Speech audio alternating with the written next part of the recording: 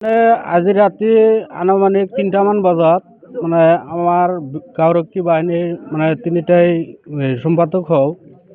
মোৰ নাম নাছিৰুদ্দিন আৰু ইয়াতে নৌচাদ আলী আৰু এইটো উছুমুদ্দিন।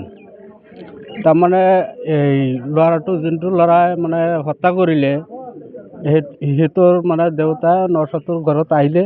অহাৰ পিছত সিহঁতে বিধি ক'লে মোৰ ল'ৰা এটা ছোৱালীক হত্যা কৰিছে, তোমালোকে কিবা ব্যৱস্থা কৰা। তাৰপিছত আমি আহি কেনে নাইল গাঁৱৰ পোষ্টৰ আই চি ছাৰক ফোন কৰি জনালোঁ।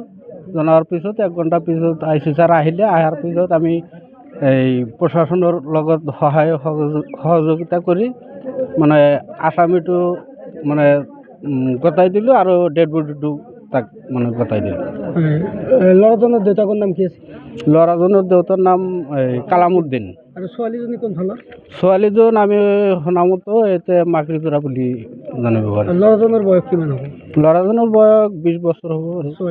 ছোৱালী 18। কোন ঠাইত আছিল? মৃতদেহ ক'ত পালে? গুটিপাৰা পাৰ্ট 5 নদীৰ পাৰত।